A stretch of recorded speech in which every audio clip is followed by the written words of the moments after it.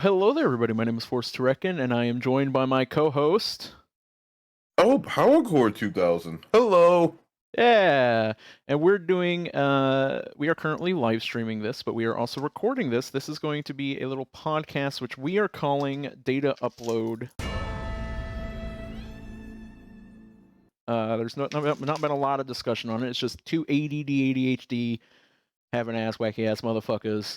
One a VTube character who exists in the void of the internet. And then me. Hey now, one of the I one don't have of ADHD. I'm just dumb. whatever. Point is, I can't remember.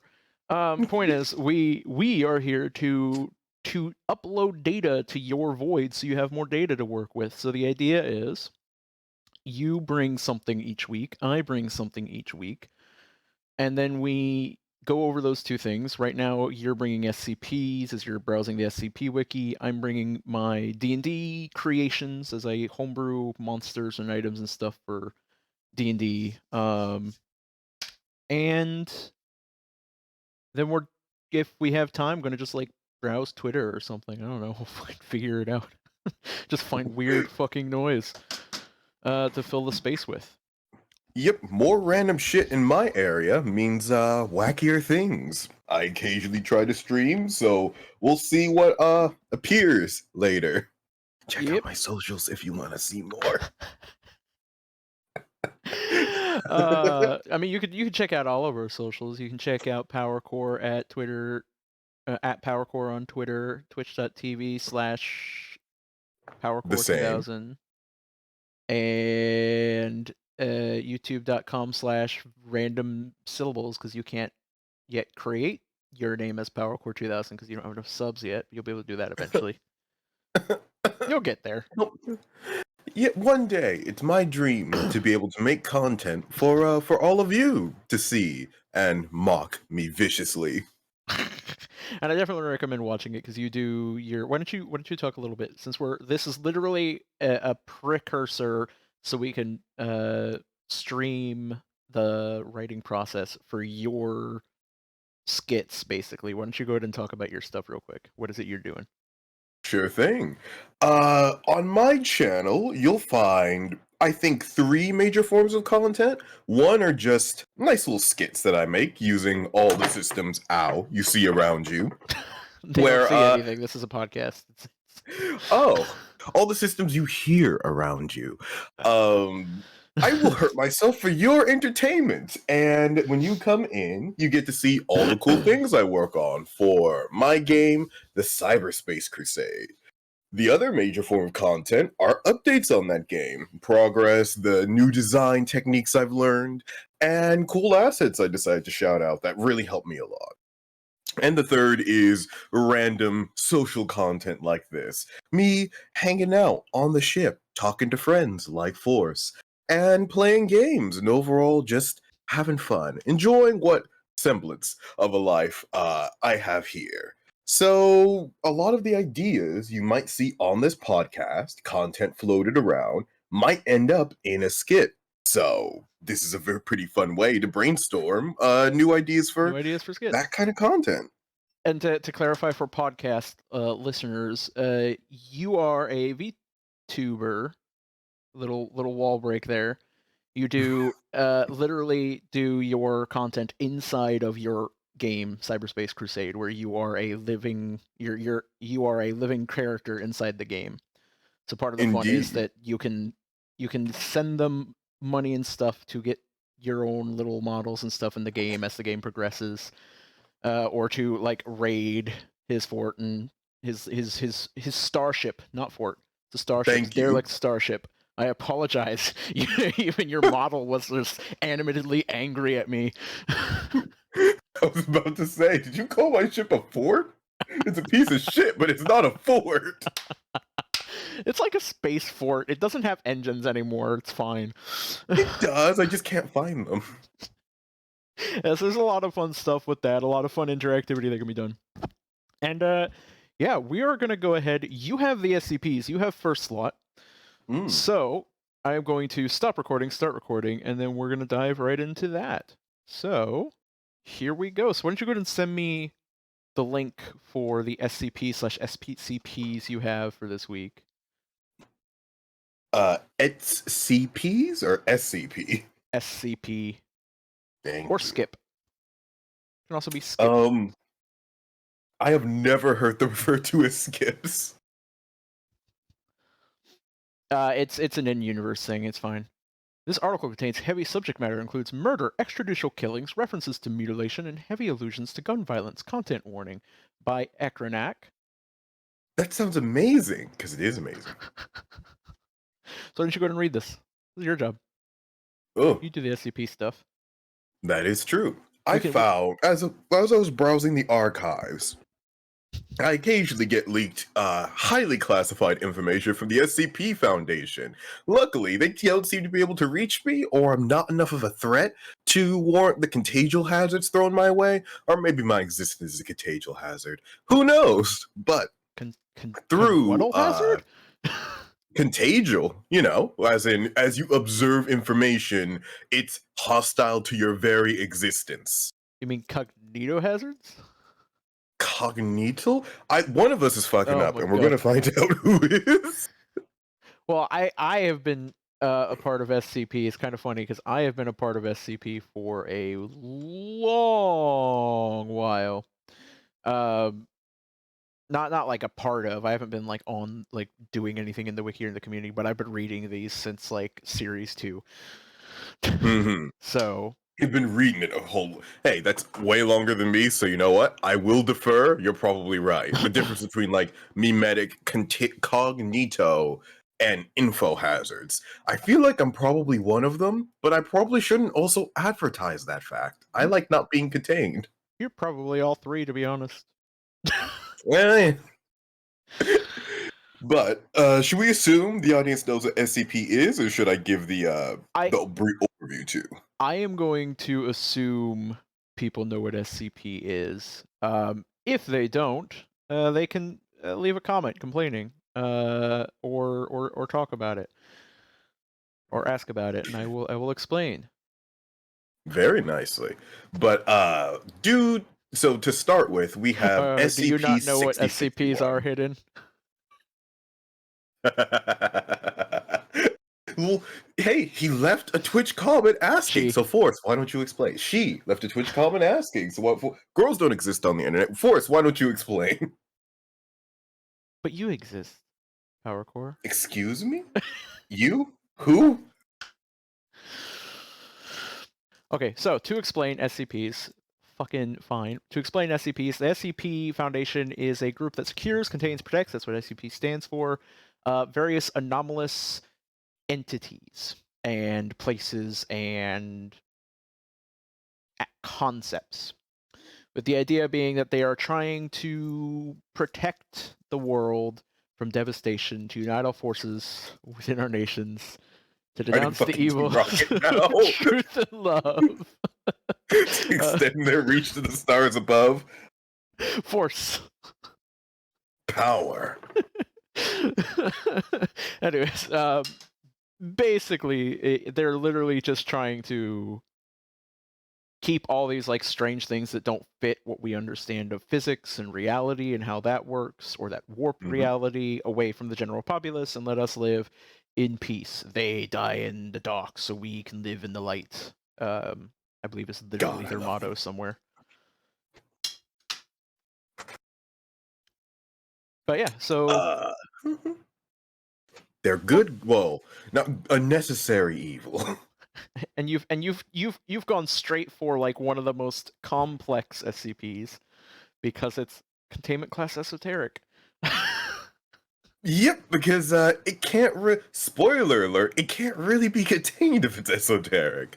But it's special containment procedures due to SCP-6061's uncontainable nature. Foundation operatives must monitor. You have to actually read all the stuff at the top. You have to read its containment class. Oh, I'm sorry, I was whether skipping. It's contained or not, and disruption and risk. Its containment class is esoteric. Secondary class, uncontained. So he's coming for all of us. Disruption class VLAM. I've actually never heard that term. Lam. I don't know what it means, but it's like a disruption. The disruption class is based on how much they expect it would disrupt society. So Seems to be rank VLAM 2, is not 2 too out high. of whatever the rank is. I assume 1 to 5. That tends to be how they do. But The risk class is 5 though, and okay. according to the story, it is very lethal. It's critical. Yeah. No, you're right. And there's You're 2 right. other symbols. You're right. Hidden VTubers don't exist either. How dare. Is there any other cursey information I'm missing other than Nope. the very big content warning? Nope. I did the content warning. So go ahead, Alrighty. sir. You may now read. Its special containment procedures. Due to SCP-6061's uncontained nature, Foundation operatives must monitor for murders aligning with SCP-6061's regular pattern. Should a particular murder case be determined to be an SCP-6061-C event, standard disinformation protocol is to be followed. If instances of SCP-6061-B are to be collected immediately, all deaths of SCP-6061-A are to be attributed to an increased rates of gun violence in regions where the event took place. Any survivors or witnesses to an SCP-6061-C event are to be questioned as soon as possible. Okay, That so is a lot of numbers and letters. it's actually not a lot of numbers. It's all the same number, 6061, because it's all referencing this one.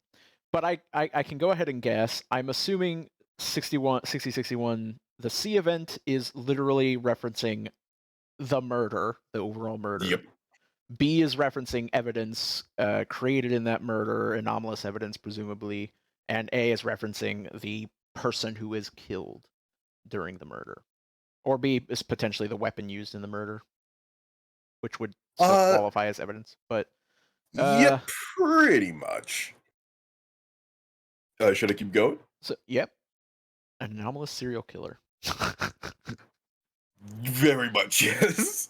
The description, or anomalous cop, depending on your inclinations. The description is SCP-6061 is a phenomenon conducted by an unknown and anomalous entity hereafter designated as SCP-6061-1. Well, Currently, just to it can't be a cop because this very first addendum log down here mentions that something happened in the United Kingdom, so it's not an American. It's well, not it one could of just us. be a really confused American. It went home to the motherland. He's just fucking traveling because he appears in a lot of places. 6061-1, currently affecting an unknown number of people across the globe and capable of beginning 6061-C events. During these events, victims, hereafter known as 6061-A, are reportedly compelled to kneel on the ground in front of them before immediately suffering a fatal gunshot wound to the back of the head from 6061-1. Following the death of the victim, paper, hereafter known as 6061-B, containing the victim's name followed by the word guilty, spontaneously manifests beside the victim body. Soon after, SCP-6061-1 reportedly disappears.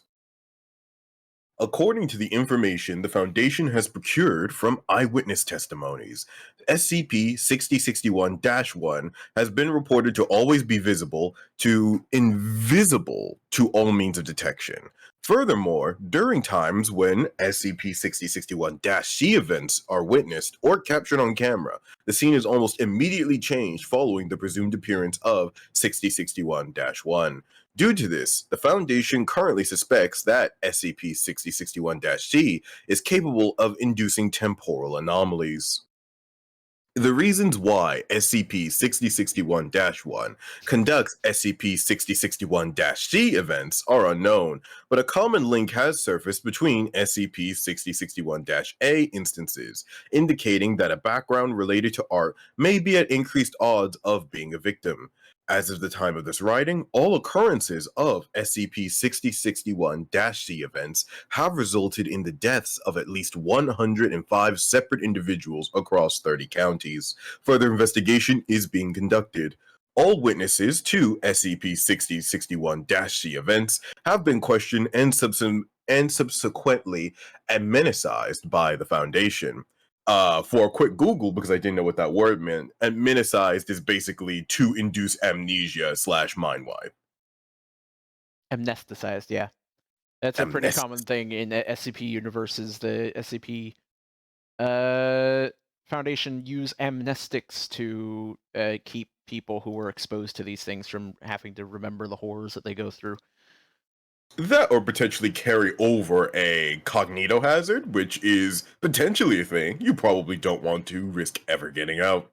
Yep. Uh, It sounds like 6061 is a failed artist, though. He really doesn't like people who draw art, and instead just takes his passion to create art using their brains across the canvas, which is the floor. yeah. I guess potentially. We'll have to see if there's any like other stuff that happens in the below. It sounds to me like it's the giant guilty paper is referencing Town of Salem and other games like that with I get your strong like sheriffs. yeah, I get strong like Phoenix Wright vibes. In all honesty, it feels because he is being judged during executioner. I'm imagining a giant stamp that he always carries around with just a little guilty punch. Now there is a much tinier hidden not guilty stamp. Hasn't been used yet, so theory cannot be confirmed. I'll be completely. I'm gonna say something a little bit mean. This is the first Ooh. one I've read from you, Ekronak, so I apologize if this is mean. This is kind of boring. In terms of how far, in terms of how SCPs usually are, this is like I thought it was a bit basic. I did just it kind of is choose it's at random, and I'm basic, like, oh, yeah, let's see. essentially. It seems like a Series 1 SCP with maybe a little bit of extra work put in. Yeah, because It reads like somebody's first or it's early a SCP. solid like short horror story, not necessarily a very fucked esoteric monster that can destroy you. Because for the witness testimony, which is a bit of a jump ahead, we read later, it's mostly the terror it inflicts rather than the sheer damage it's able to do. Yeah. As of Because right now, most people, I wouldn't even honestly, Mhm. unless there's actually something really weird about how you could potentially contain it. It should just be Keter. Keter just means that they actively avoid and break containment if containment is secured. Otherwise, there are lots of Keter class Mhm. creatures that are just uncontained because we can't contain them.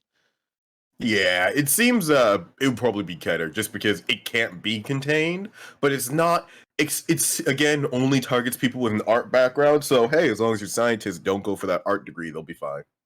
All right, I'll read these current list addendum 6061-1.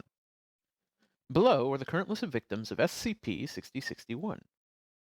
A1, Gina Louise Darnley, a graffiti artist from the United Kingdoms, suffered one gunshot wound to the back of the head, deceased upon arrival in Foundation custody.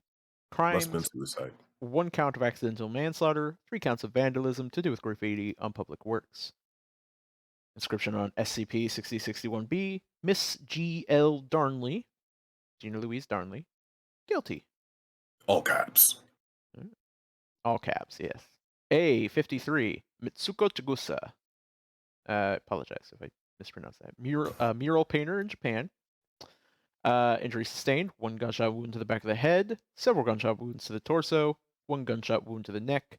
Deceased upon arrival in Foundation custody. Crimes: That one was angry. none. Inscription on B: Miss C. Mitsuko, guilty, all caps. Additional note: due to East Asian naming conventions where one's given name is placed after one's surname, this inscription has been found to be incorrect. He's insensitive too, that bastard. A78. Annika Abada, professional calligrapher from South Africa.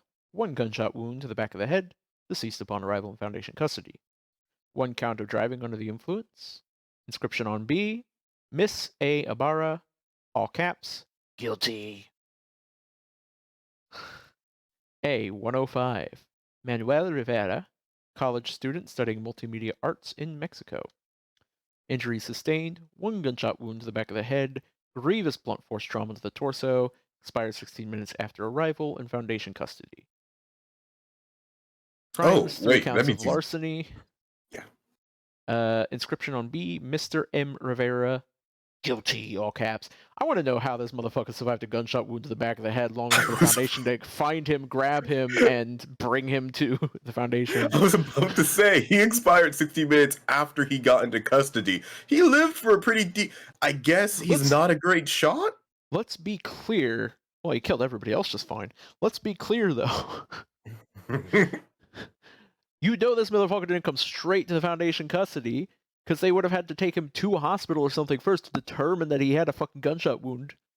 Wait for it. They need to take him to a hospital to tell he had been shot in the back of the head. Well, no, you know what I mean. Like, they're not like they don't have a person on every fucking street corner looking at every murder crime scene and being like gunshot wound to the head. True. So yeah, he had to be in the hospital to alert them. If he was alive, it would have had to have been taken to a hospital where they would have made a note of the gunshot wound to the back of the head. And the SCP basically the Foundation had to have come in and taken him out of the hospital before treatment was completed. And then yoinked him, and that's when he expired. Yeah. God damn it, Manuel. He just had 1 HP left. He had 1 HP left. That's why he hung on. Alright. Oh, the next one is testimony continuation. Do you want to read that, or should I? Well, first let's read this starting part. Update 6061, 10/3/2018. Is that? No, that's American. Month, day, year. Yep, October 3rd. 17 days after the last occurrence of an SCP-6061-C event, another event has occurred in the United Kingdom. A survivor named Edmund Langley, hereby designated A109, was found at the scene. Pursuant to the anomaly secure containment procedures, a transcript of the resulting interrogation has been displayed below.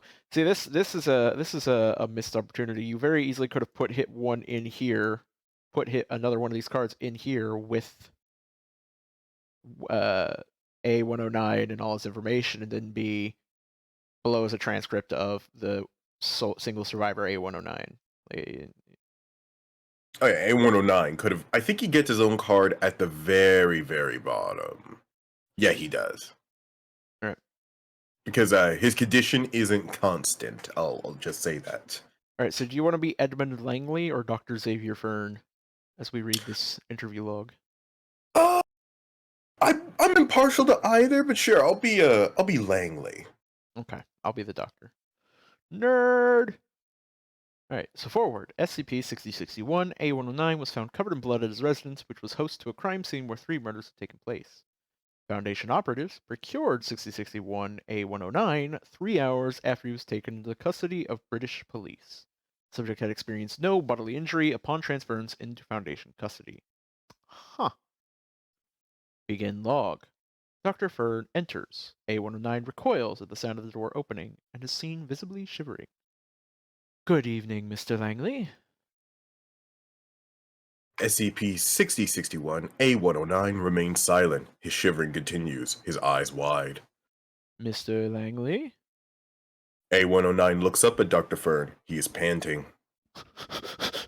Excuse me, sir. I need you to calm your shit. You are literally in horny jail. My name is Dr. Fern. I will be interviewing you today regarding your experience. My experience? Yes. Shall we start? A109 shivers more visibly. He replies in a quiet manner. It wasn't an experience. It was a murder. You have to understand that. Yes, Mr. Langley. Can you tell us what happened? Can you? A109 catches his breath. Can you promise to protect me? Mr. Langley, don't worry. It's right if you tell us what happened. We're here to help you. A109's hands shake as he adjusts himself on the chair and clears Didn't his answer the throat. question. Hey, it's a sufficient answer. So, do I anywhere? Start wherever you're comfortable with, Mr. Langley. A109 clears his throat. He looks down. We were celebrating my newest painting. A little something that Laugh put together. Lafayette, she's my girlfriend. It was just the four of us. Me, John, Ellie, Laugh. A109 pauses. His voice shakes as he speaks. And then all at once, I felt A109 places his hand a few centimeters from the back of his head, the muzzle of a gun to my head. A109 begins to shake harder. His breathing becomes erratic. It was so fucking cold. So goddamn cold. I started to sweat. My hands shook like fucking mad. I was trying to look around to open my mouth, but I couldn't. All I could move was my eyes, and I saw everyone else. A109 looks to the side, away from Dr. Fern. Take your time, Mr. Langley. We are in no rush. I saw the fear in their eyes, Doctor. They were shaking too. Laugh's eyes. They were wide open. Ellie was trying to speak, but her voice was a squeak in her throat. John was gritting his teeth. We had no idea what the fuck was happening. We were so goddamn scared. A109 looks to Dr. Fern. His hands begin to fidget. And then we heard the command, clear as fucking day. Kneel. Something said, I don't know how to describe it. We didn't understand it, but we did. I think I'm going mad. But it said that we did something wrong. We were being. A109's features stretch into an expression of terror. A tear begins to fall from his left eye.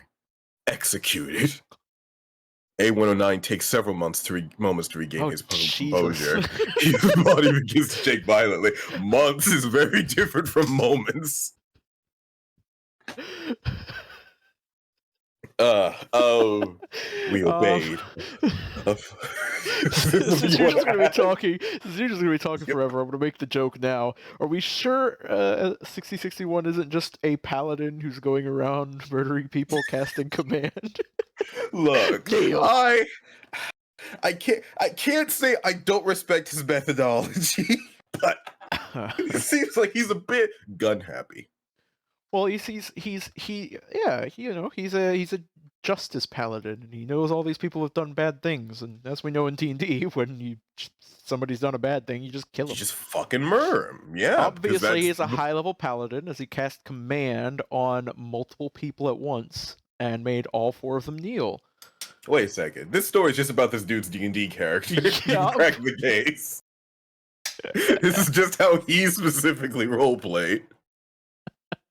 This is actually his previous party, A109. They kind of like betrayed him, and that's why he's here. The best revenge story ever. Alright, continue. Fuck, okay. We obeyed. Fucking course. Our knees were shaking, but we knelt down. All while the muzzle of that fucking gun was in the back of my head, and I could just feel how cold it was. I knew that we needed to obey or die. Scoffs. Simple as that. I probably should have actually scoffed instead of just saying scoffs. That's why I'm laughing. Then it began to read what I assumed was our rights, but it sounded like gibberish. See, we understood everything, but we didn't. It used words like tributation and max judge and reinforcement. And wait, this is just Judge Dredd. Actually, this is just a normal Judge Dredd story. Literally just Judge Dredd. And as we all know, Judge Dredd is a paladin. He's a lawful neutral paladin. Oh God! In this case, he's chaotic neutral since he doesn't technically follow the laws of the land. As a fellow crusader, I respect sticking to the law of the land and having like your little book to excuse yourself whenever someone thinks you're not following your own rules. Here's my book. It says all the things I'm allowed to do. Oh, right here. Hold on. Scribble. Right here it says I get to murder you for questioning me. Right here it says you're a fucking heretic. Heresy. More tears begin to fall from SCP-6061A-019's eyes. All the while, my friends and me stayed rock fucking silent. A-what? Scared. A-109? You said A-019. Oh my god, I hate you. Here, I'm supposed to be the one with ADD. Come on. It's numbers. I am made of numbers. All the while, my friends and me stayed rock fucking silent, scared, our knees shaking, our teeth chattering, the cold, bloody gun to our heads. Sorry, have you ever I heard was, a rock rolling around and shaking? It makes a lot of fucking noise. if your rock is shaking, then goddamn, that guy must be terrifying. uh, I was looking through, I'd laugh throughout the whole thing. Her eyes were locked on me. Fear, terror, and God knows what was going through her head. I saw it. In those big, wide eyes, I knew she was saying, "What's happening, Eddie? Eddie, what's happening?" 109's voice diminishes. I couldn't get us out. I couldn't. A109 wipes tears from his face. His eyes are red. The moment stretched into forever. I was just watching her, trying to understand who the fuck put us through this. And then the legalese stopped, and it said 4 goddamn words. Guilty or not guilty. A109 sobs loudly. All at once, we began to cry. We began to plead, to shout, "Don't kill us," John said. oh "Please my don't. god, I you have a little poor girl at home." fool. Have you seen how much more you have to speak? Yep, I'm committed, okay? I can't back out now. I want to just take a nap. I'll see you guys in half an hour. Okay, bye. This is your bedtime story. Just the way I I love like the it. part where he says he has a daughter. Please don't. I have a little girl at home. He was right. He did have a little girl. He visited her in Brimming Way every Friday. Her name was Tana. It's not at all. Birmingham is not brimming way, even remotely. I guess Birming might be brimming. I read Birming, and then, Forrest, you want to know what fucking happened? I read the word Graham, and I inserted it in. But it is Birmingham. But you said brimming way. How did Graham become brimming way? Because I saw the ham and then translated it into my D&D character's name and started reading that off on instinct. I've never seen Birmingham typed out before, but I know what it is. Then I just say it again, Brimming. No, you said Birmingham this time. The first time you said brimming way. Birmingham typed out. I've never heard it typed out before. Heard it typed. Fuck, we're moving on. He visited her in Birmingham. This is gonna be the entire stream right here. This is one interview log. Every Friday. It might be. Her name was Tana. Ellie was shaking violently, trying to hold back her rage. She was a weightlifter. She was the strongest out of all of us, but all she could do was strain and strain as she started shouting in frustration. Her mom had Alzheimer's. Her dad just died. She couldn't afford us to die too. Rip. Then laugh. Right across from me. Wasn't doing any of that. Her fear was gone. She was looking at me, tears in her eyes, smiling. Fucking smiling. Trying to tell me it was all right. That what she said, it's all right, Eddie. Her voice was fucking shaking. I knew she was terrified out of her mind too, but she wanted to comfort me first. A109 shakes his head. The volume of his voice is notably weakened. Guilty or not guilty, it said. It was shouting now. Shouting in its cold, hard language. It needed an answer. A109 chuckles to himself again. He has not yet stopped sobbing. John answered first. Not guilty, he said. We didn't do shit, officer. We swear. So it is a cop. We stayed off the drugs. We Or he didn't thinks do it's an anything. officer. We're innocent, please. Pleading in his fucking voice was so damn pitiful. I've never heard John cry like that. Uh-oh. And then, just as he was speaking up again, No close quote. A109's voice lowers. The fuck did you just say? We didn't do shit, officer. We swear. Open quote. We didn't do shit, officer. We swear. We stayed off the drugs. We didn't do anything. We're innocent. Please. And then it goes back to John to A109's dialogue. Doesn't ever close that quote. So in theory, everything else. He says from the Oh my fucking god. You're right, but that only makes me hate it more. video. His Anyways, brains were emptied across. I don't know how he would describe his own brains being emptied across the floor. Maybe he's just really impressive. I can still smell the blood, so strong that it filled the entire room. He was looking at us when he fell down, so we could see the gaping hole in his head right down to the floor. He had a fucking daughter, and it just killed him like that. He was only 22, god damn it. he had a But daughter? A109, Damn. Dude was yeah, fucked. yeah. He said, Tana, you never tell the person about to kill you have a daughter. You go up in the kill rankings. Well, it depends. Depends on the type of person. If it's just a crazy sociopath who's put a gun to your head and is reading off gibberish, yeah, no, you don't tell him you have a daughter. He probably doesn't care, and if he does, it's only gonna, like you said, make him be more likely to kill you. If you know whatever you're doing is going to be written or put into any form of media, don't say you have a daughter. Your odds of dying may retroactively go up. Oh yeah, A109 bangs his fist against the table. Dr. Fern recoils. Hey, you have a dialogue line.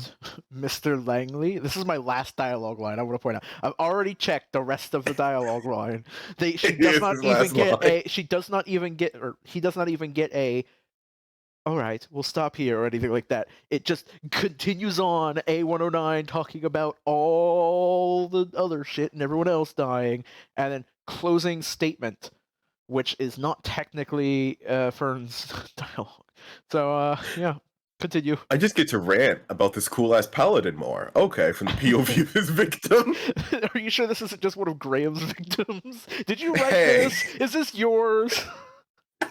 Oh god, I've been discovered. Graham's my D&D character, in case anyone hasn't noticed. And yes, he has a lot of my proclivities. Some of them worse, some of them even less worse. Even what? Some of them toned down. Fuck, where was I? Oh yeah, where's your only dialogue line? That's my good basis. A109 continues to speak. His face expression of aggression. His face expresses aggression and rage. Ellie was next, and she just fucking looked up at where she knew the bastard was holding her hostage to be. Ellie was next, and she just fucking looked up at where she knew the bastard holding her hostage to be, and she gritted her teeth, fucking defiant to the end, and said, "I'm not guilty, you fucking bastard." Ray 109 bangs on the table 3 times. Tears are streaming down his cheeks. It's inconciseness with his, or in coordination with his bangs, he says in the next line. Okay, I get it. Tears streaming down his face, tears streaming down his streaks, his teeth are gritted. Bang! It fucking shot her in the back. Bang! It shot her in the neck. Bang! It shot her again, grasping on the floor, choking on her own blood, and it just left her there. A109 whimpers. His voice diminishes once again. It just left her there. And we all knew deep inside of us it was because she gave it lip.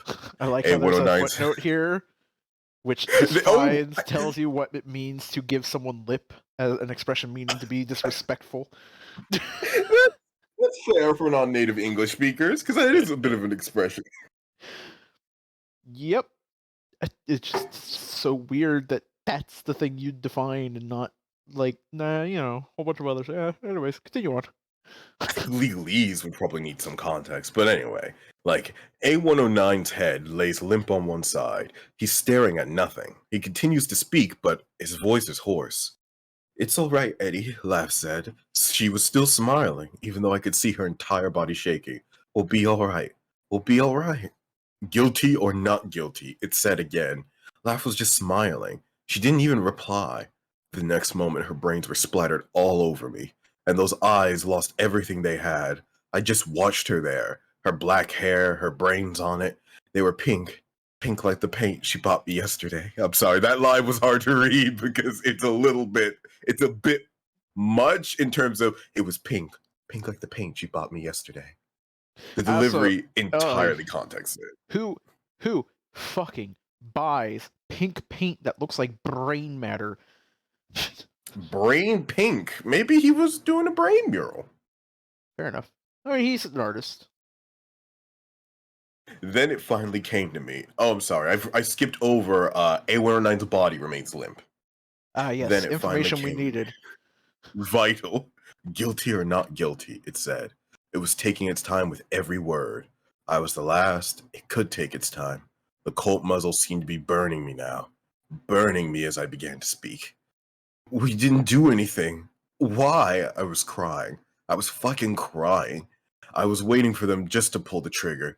I was closing my eyes, and in my head, I was just thinking, just fucking thinking. A1 SCP-6061-A's voice has gone hoarse. Not A109, but I guess that was an abbreviation. A109. Why? Why? I did something wrong. I know I deserve to go to jail, but why? A109 begins to wail and bang on the table multiple times. He is unable to cease for several minutes. On Dr. Fern's request, he is subsequently sedated, and you can take the closing statements. End log. Closing statement. After the interview, A109 was left unresponsive in a catatonic state. Due to this, head researcher Fern has mandated that A109 be confined in a mental ward under Foundation oversight. No improvement has yet been seen in A109's condition. I also, just for clarification, there's this little part that I like here where it asks him guilty or not guilty, and he explains that he didn't say anything. He just thought we didn't do anything. Oh no, he did say that. Yeah, he thought No, we no, no, must no. be guilty for something. In He my didn't head, say I it, was though. just thinking, just fucking thinking, why? I did something wrong. I know I deserve to go to jail, but why? Because basically, do you have a guilty conscience or not guilty? Are you willing You to have to admit to accept that you have a yourself? guilty Yeah. conscience. Though So the only way to presumably, get off is for a guilty verdict. yep. Well, presumably everybody else was thinking that nope, they didn't do anything wrong. Like they legitimately didn't believe that what they did was wrong. Whereas he Mm-hmm. acknowledged that he was fucked up, which is weird. It's very like confirmation. Look, if the It's cool. paladin's walking up to you with a gun, he already expects you've done something wrong. I think you're only gonna piss him off if you try to argue. No, I didn't do what I did was wrong. I brought out the gun and everything. Are you actually gonna tell me I'm not gonna shoot you right now? Well, I mean, well, that's what I mean. Is he did say to the creature that they didn't do anything, but he was thinking that he did do something wrong, Mm-hmm. and that he deserves to go to jail. So, um, yeah. Oh, and I Anyways, think all the addendum. future amendments are just the people who are involved in that 1A109's incident. Yep. Addendum 02. The inscriptions found in the instances of B 6161B found inside this particular crime scene.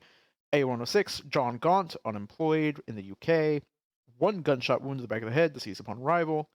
2 counts of drug use, 1 count of drug trafficking. Inscription on 61B for Mr. J. Gaunt, not guilty. Wait. Interesting. Normally he writes Uh, guilty. A107, Eleanor de Aquitaine, professional weightlifter in the UK, 2 gunshot wounds to the torso, 1 collapsed lung, 1 gunshot wound to the neck, deceased upon arrival. Crimes none. Miss E.D. Aquitaine, not guilty. Lafayette Jones, or A108 Lafayette Jones, nurse, from the United States. 1 gunshot wound to the back of the head, cease upon arrival. Crimes none. Inscription on B, Miss L. Jones, not guilty. And then A109, Edmund Langley, accomplished and well-known painter in the United Kingdom, currently within Foundation custody. No injuries sustained, no crimes. Inscription on B for Mr. Edmund Langley, guilty, guilty, guilty, all caps, special punishment imposed, which to me suggests, like you were just saying, it's a guilty conscience thing where the more guilty the person feels about something, the worse he treats them. So if you go back, Mm-hmm. there were some people who were shot multiple times. They potentially just felt much more guilty about things. In this case, he felt so guilty about whatever it is he felt guilty about. It wasn't a crime, clearly, because he didn't do anything. That's the Wasn't SCP convicted of knows. anything. Oh yeah, fair enough. Um, anyways, whatever he did, whatever he felt guilty for, he felt so guilty that he got 1, 2, 3 friends who were not involved in it killed with him. So basically, it was so bad that the SCP killed the other 3 people as Which is a special bit punishment imposed. yeah, which is a bit rough. You know, he gets some paladin points off for killing innocents in order to punish a non-innocent. Kinda break your own fucking rules there, but hey, you Not know, depends on how necessarily. long his Depends on the piece type is. of It does depend on what rules he's operating on. That's some fourth dimensional karma logic, though. All right. There is an Oh, there update are and updates and another incident incident log. logs. All right. You want to do the update and all I'll the do the incident update. log? You do the incident. Yeah.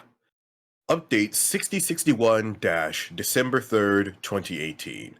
After 2 months of remaining in a catatonic state, SCP 6061 A 109 has regained partial functionality and is able to move on his own with a basic awareness of his surroundings. Subsequent amnesticization and discharge from the Foundation custody is pending Amnesticization. on a decision from the head researcher.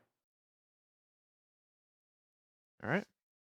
Incident log 6061, December 5th, 2018. Following the incident in Site 118, a log of events has been included below. Forward. The following logs have been taken from footage originating from the CCTV camera located within A109's containment room. At 10:34 p.m., A109 is seen withdrawing to his bed, which is partially out of view of the camera. He's presumed to be sleeping. At 10:39 p.m., A109 gets up from his bed. His arm is bloody.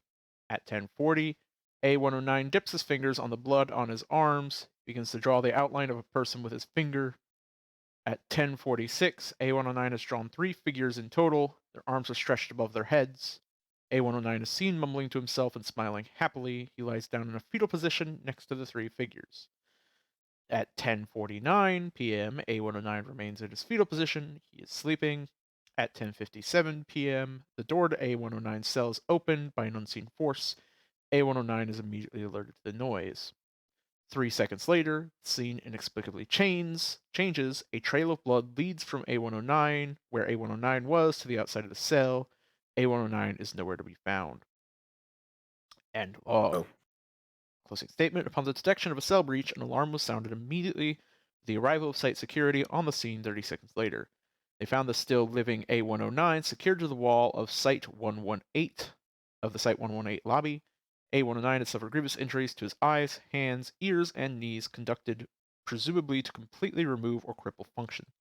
Subsequent analysis of the wounds concluded that all injuries were done via the careful use of a standard M1911 pistol. A wooden sign was found hanging Nice. around A109's neck with the words "Learn your lesson" written in plain English, with a footnote that says, unlike other B instances, the note was written in the subject's blood. A109 was reportedly still screaming when site security initiated an effort to bring him down. As of the time of writing, the subject is currently still alive. So clearly, I think. even even the death of his friends was not enough for him to. So I'm actually starting to think that the crime in particular, or the source of guilt, is art period, because what did it for him was the moment he got up and drew his friends in his blood, and then it came back. Yep, I'm just.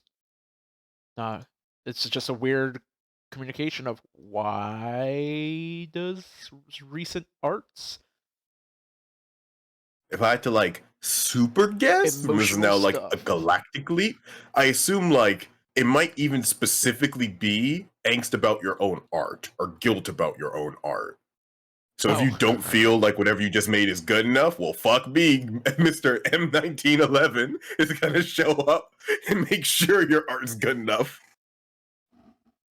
He's just the world's worst art teacher, okay? He's got nothing. Or maybe imposter syndrome. did you ever see that movie with fucking Probably J.K. not. Simmons where he's like the art teacher? Probably not. Like the whole thing is an interesting horror because he's just like the most dreaded tutor ever because he's so emotionally abusive. but he's like really effective. And I love J.K. Simmons because also he was Omni-Man, so you get to have him fucking scream at you and you're not good enough.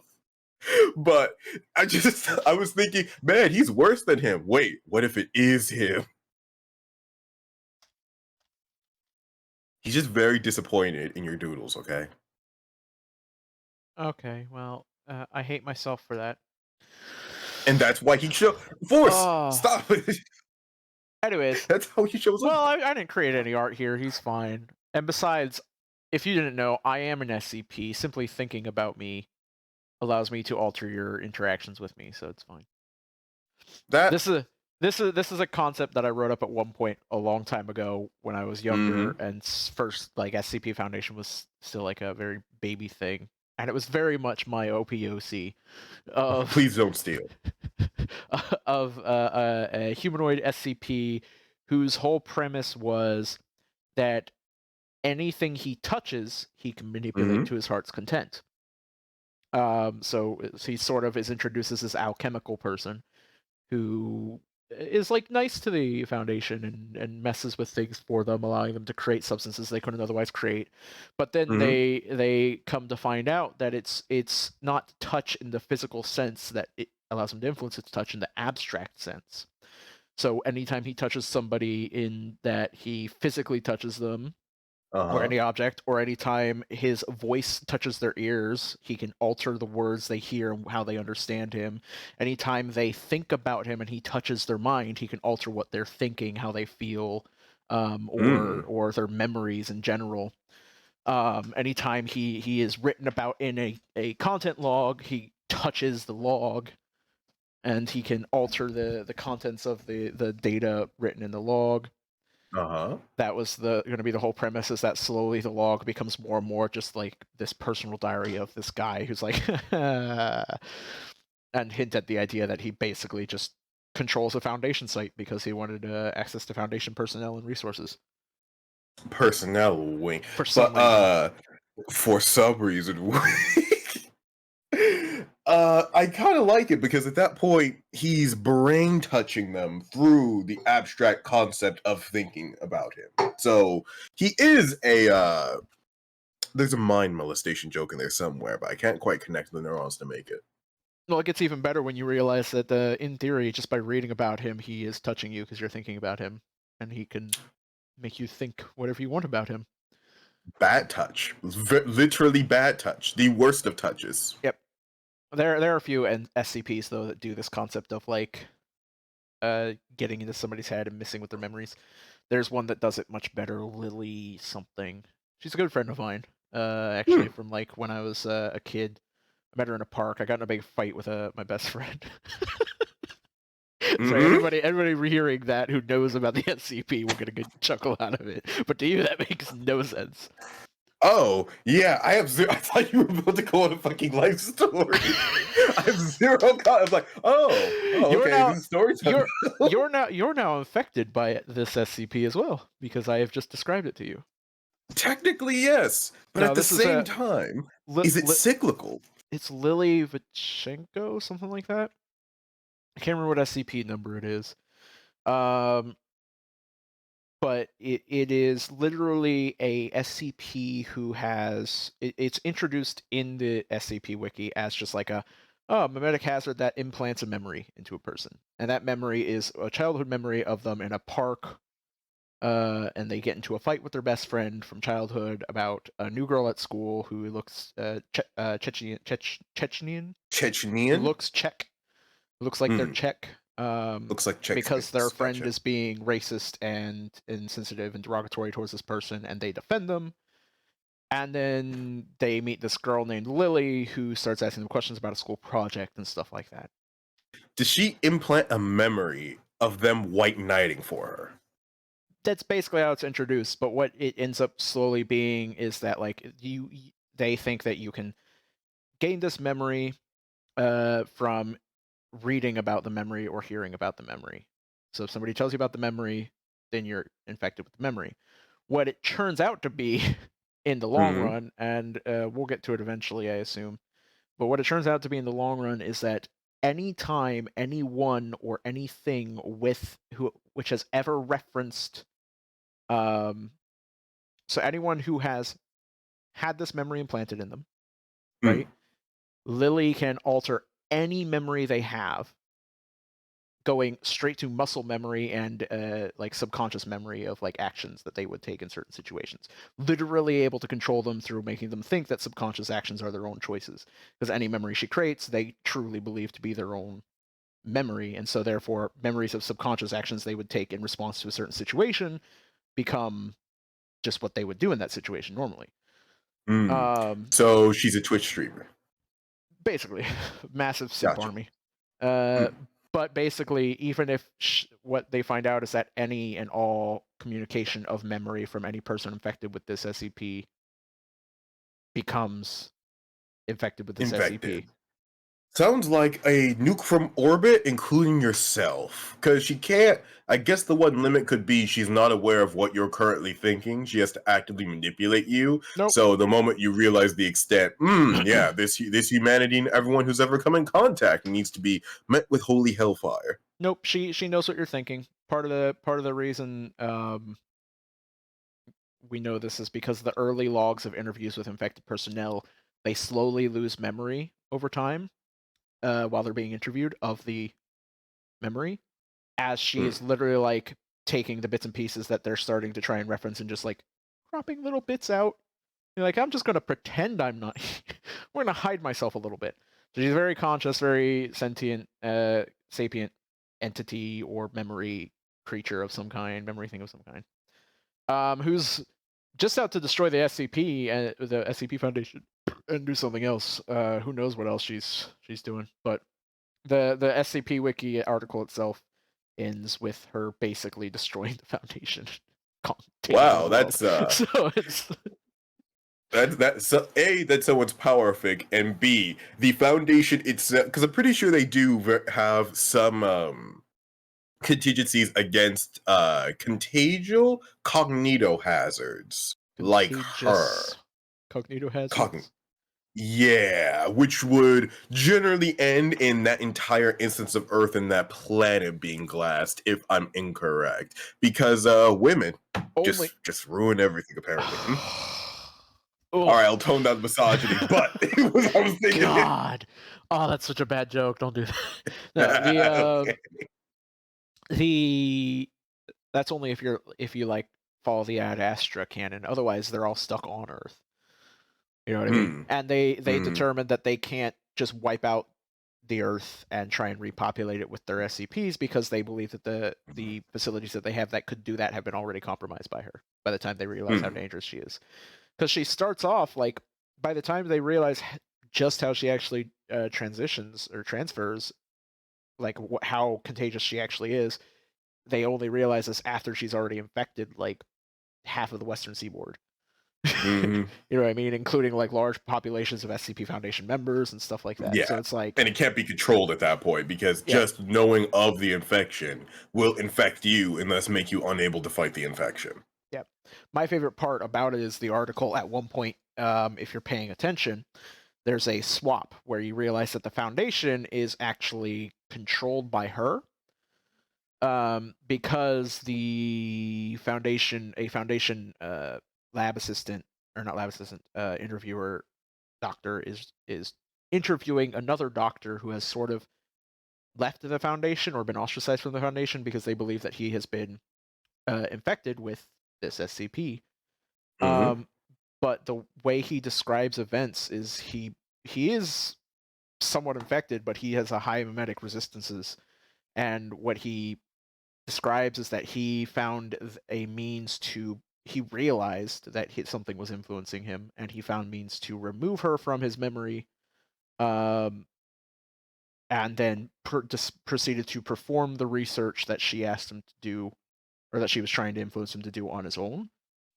Hmm. Um, which most people, and you can read it either way, but most people read this as he didn't actually delete her. She realized that he realized she was in there and Still got him uh, to do it anyway.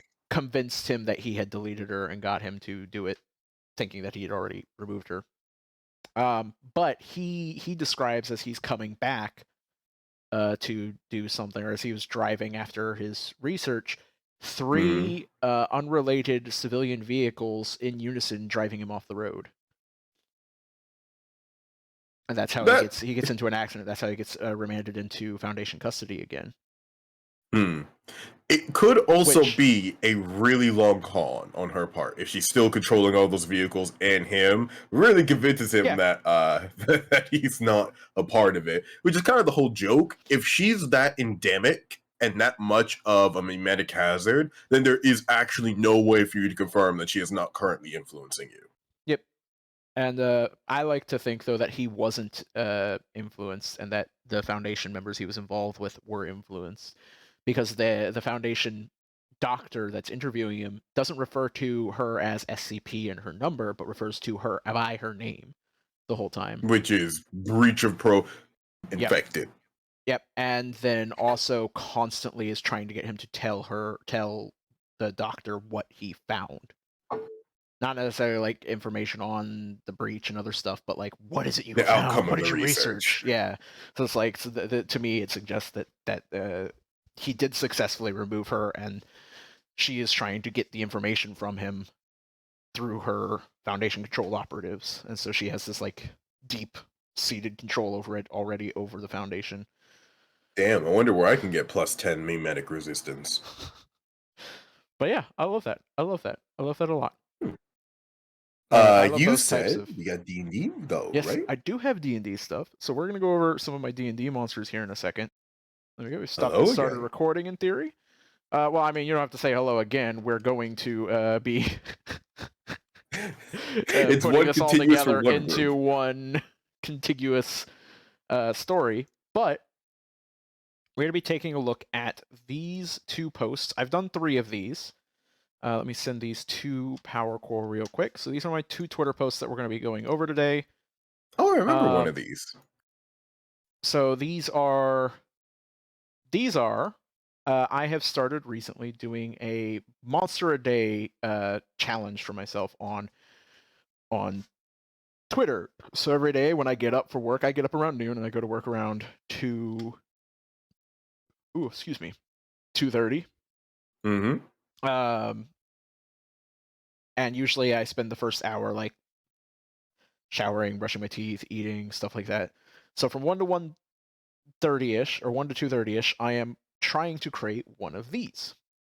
And so the idea is I'm creating a monster that I might use in my campaign that we play, that I run for you and our other players, and True. 2, or that do exist in my world somewhere. And 2, I also create a sort of like little narrative element, sort of SCP style, inspired by SCP type stuff, about somebody describing the event or stuff like that.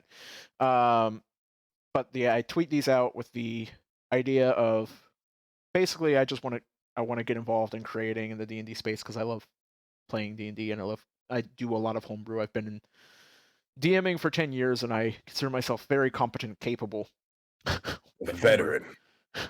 I want to say veteran because I've not actually published anything. Therefore, I'm not technically a veteran in the space, but I am a veteran DM who's been doing this for a long time. So we're going to look at these 3 monsters. Count them, 3 monsters. Because I did 2 for this day, and I did 1 for today before the stream. There's one other that I'm not going to be showing because it is potentially involved in very soon to be told That's stories. fair. So you don't spoil our specific campaign. Yeah. Hey, it depends on if we do anything sensible next time. Who knows? Your fucking party. Whoever does sensible We're things. interesting. We're very interesting. You're not that interesting. You're a pretty standard party. Wow, fuck you too. In my experience, you're not that difficult a party. I have had some very difficult parties. Your party is wacky and fun, but they're not crazy difficult. Unpredictable. Yeah. So, all right. We're not going to read this. I don't. Both these 2 and the next art, I don't know who actually made them. If anybody hearing this, you go to my Twitter, twitter.com or at Rayfelt, TREH, F as in Frank, EL, D as in David, T as in Thomas, T as in Thomas. It's my Twitter. And you can see these, or you can search hashtag monster a day. I also use that tag to post them. And if you ever see any art on those that I have not credited, I'm always going to say that I want to credit them, but I don't know where they come from. A lot of these I draw from my D&D inspiration channel on my D&D Discord, and we don't, because it's mostly, or was originally intended for internal use, we don't really link the, like, who are the artists necessarily. They're just in there. I do try and reverse image search them so that I can see if I can find the original source, but none of these worked. I did find out through that this is actually Vola Bear from League of Legends. From League of Legends. I did not realize that. I thought it was just some sort of badass were-tiger / werebear thing. I don't fucking play League of Legends either, so I value some of my time, okay? Alright. So the first two monsters are as a picture of Vola Bear, and then a picture of sort of a werewolf with blue claw tattoos and some torn up red pants, looking real angry with like red magic smoke coming off of him. Auburn wolf, if you will. Auburn, yes, an auburn wolf. For Vola Bear, we have this monster called the Beast of Mjolnir. Mjolnir is the Silver Sister in my setting. She is a goddess of protection, guidance, enchantment, blessing, and sort of a goddess of basically, yeah, keeping things together. The players have an NPC who they are close friends with, who is a sort of an adjutant, a priestess of this goddess. But this is a creature with relation to this. So it's a medium humanoid, chaotic neutral. It's an AC of 18, 196 hit points. Ooh. And has a speed of 40 feet and a climb speed of 30 feet. Its primary stats are its strength and wisdom, with 19 strength and 20 wisdom. It's got generally above average stats overall. It's also got an 18 con. These are big, tonky, stanky, tanky creatures. There's a CR8. Stanky. There's a CR8 creature. The other creature today is a CR10 creature, and I find that very amusing. It has no damage immunities, but it is resistant to both radiant and cold damage, as well as piercing, slashing, and bludgeoning damage from non-magical weapons. Typically, this will also say from non-magic weapons that aren't silvered, but in this case, part of the idea of these creatures is that they are Eleshins, or Beneathers, as my party knows them. And the Eleshins, this is their natural form. They're not inherently cursed. There's no like silvered weapons that like penetrate and wound the curse itself directly. They are just, this is their natural form. That's part of why they're not a medium humanoid shape changer. They are just a medium humanoid. They cannot take a full human form. This is how they look. They're born like this. Yeah, this is who they are. They are immune. The Beast of Mjolnir is immune to being grappled, restrained, or blinded. With the idea being that the Mjolnir, goddess of guidance, has granted them, as we can see down below, true sight out to 10 feet and blind sense out to 120 feet. They cannot be blinded because the goddess always allows them to see their way. They can't be grappled and restrained because they are, again, is in my head somewhere it makes sense that the goddess of guidance and protections and enchantment protects them from being like pinned down. They've got like a little bit of a precognitivity if someone's reaching for them. They can kind of see the outline. They're guided not to get something grappled. Like that. So languages, they speak Orc and Druid, with the idea being Druid is a fairly rare language in this world, but it is a common language between the Almsers, who live above, and we might do like a whole thing on like lore of the world at some point. Yeah. And the Eleshins, who live below what's called the Divide by Eleshins or the Crust by Almsers. I'm not going to get into their attacks just yet. The first thing I'm going to get into is their abilities. These are their features. First feature, Child of Mjolnir. Feel free to step in and give opinions at any time. Oh yeah, that's why I'm just chiming in occasionally. Otherwise, I like the design so far. Big beastie boy. Oh, Yeah. here's one bit of biased opinion, all right? I see they have, or specifically the Beast of Mongot, has True Sight for 10 feet, Blind Sense for 120, and Dark Vision for 120. Force, you know my whole build is hiding inside darkness. I know. I'm fully aware. I know, so I don't like this creature. It's not specifically designed to screw you over. This is just how they are. So they have their first feature, Child of Mune God. They are blessed by the Silver Resistor. They gain resistance to extreme temperatures, so they're never like they don't gain exhaustion from it being really hot or really cold or anything like that. As well as gaining resistance to radiant cold damage, and they add their Wisdom modifier to their AC, which is why their AC is so high. Keen Awareness is sort of like a amped up Keen Senses type thing. They gain advantage on all perception checks, as well as insight checks to determine if a creature is hostile, and survival checks to track creatures. So they are sort of like, the idea is this creature, if it was just like one, it's designed to be sort of like the tracker and to like suss out, is this a dangerous creature for their people? As written, these are two brothers, but I've also imagined them like, imagine if this is a society of creatures where there are multiple of these people, multiple of the other people. These guys are kind of like the trackers and the wise people, and they help guide the tribe, whereas the others are sort of the aggressors and hunters and warriors and guards and stuff like that. So, okay. Zak's guiding strikes. Zak is the god of divination magic. He's also called the teacher by Alessians in their language, which is Orc. Orc is the common tongue of Alessians. I should probably just change the language to Alessian. All of the Beast of Mungod's attacks mark a creature, giving the next attack against them advantage. I should change that to successful attacks. This effect remains until this effect remains until the creature is hit. So if they hit and then miss, even though they have advantage, it still keeps the advantage on them. Sort of like Guiding Bolt. This effect remains until the creature is hit, at which point they also suffer an additional 1d6 cold damage, meaning they basically are like marking you, and you're slowly getting extra damage whittled down on you. Ugh, I don't want to be marked. Yep. Innate spellcasting. The Beast of Mune-God is an innate spellcaster who uses their wisdom as their spellcasting ability. So they get a few spells that they can cast. At will, they can cast Guidance, Guiding Bolt, and Cure Wounds. And once per long rest, they can cast Bless, with again this idea of being like they're the healers and the guiders and the wise people of their tribe or their society.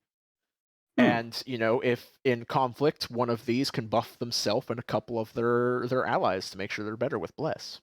Very dangerous in a group combination, especially with that wisdom. Quick question: does the wisdom modifier stack on top of their natural AC? Yes. So they gain their dexterity plus their wisdom modifier.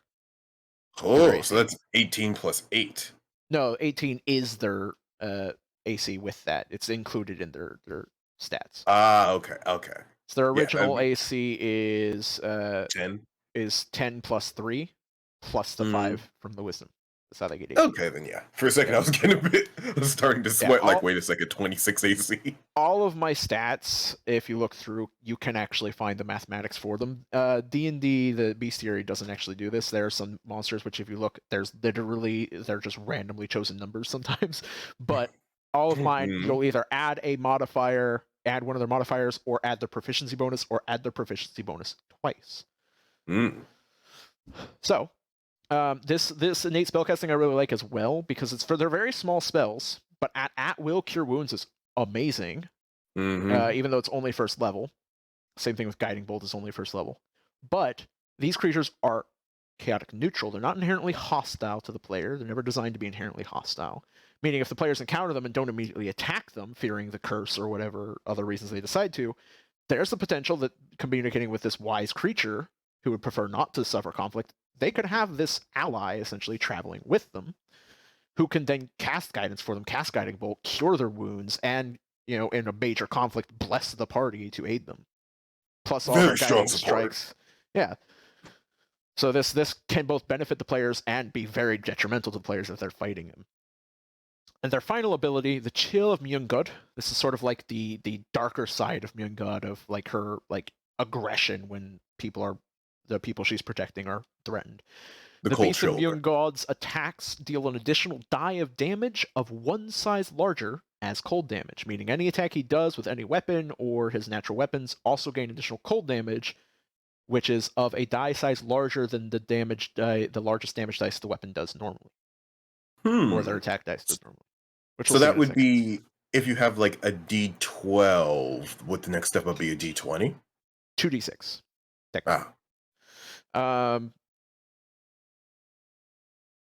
some people might do a d20. Depends. I like to do 2d6 because that basically is the same thing. It just increases the minimum range by 1. Mm-hmm. You know what I mean? Yeah, because the min roll is 2 now. Yep. This also, after rolling damage, they can convert any amount of the damage of their choosing, which is not already cold, into cold damage. So if they're fighting something that's resistant to their natural weapon attacks or their melee weapon attacks, which aren't technically magical, they can convert that damage. They can sort of like pump themselves into the cold and embrace the chill and just deal additional cold damage. I had a brief instinct to start making Mr. Freeze puns, but I restrained myself. I'm putting that on ice. Chill out. You know what killed the dinosaurs? The Ice Age! It's so fucking dumb, but I love it so much. Alright, their actions, they gain a multi-attack of 2 claw attacks and a bite attack, or 2 great bow attacks. Great bow is a special weapon, which I'll get to in a second. It's just a mundane weapon, but it does a special thing. This does exist for you guys in your D&D campaign, but none of you are strength-based characters, so I've never brought it up. So their claw attack and their bite attack are both melee weapon attacks with +7 to hit, a reach of 5 feet, and hit 1 target. The claw does 2d8 plus 4 slashing damage, plus the 1d10 cold damage, which is included from their Chill of Moongod.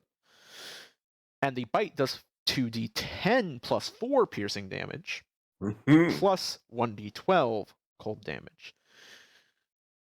The great bow, if they choose to use their great bow, and this is the important thing, their great bow has a range of 200 to 800, same attack, +7 to hit, which, if you look at their stats, might not make sense because their dex is only +3, whereas their strength is +4, until you find out about what the great bow does. The great bow only does 1d10 damage, +4 piercing damage, but it also does the 1d12 cold damage from the Chill of Moongod. But the key to this monster is their guiding strikes and their chill both trigger on all attacks, meaning anytime they shoot a creature and hit it, it also gets the guiding strikes of Zok.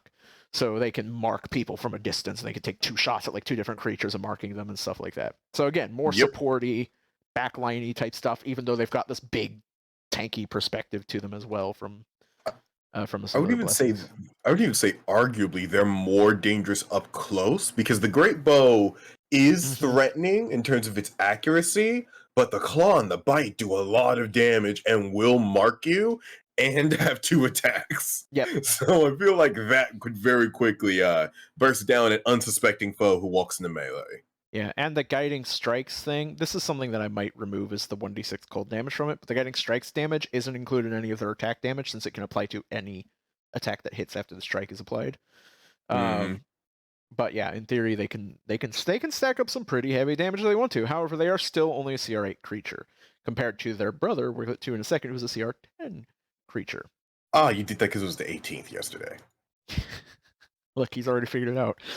So the great bow is a ranged weapon. The great bow is a ranged weapon. Does 1d10 piercing damage.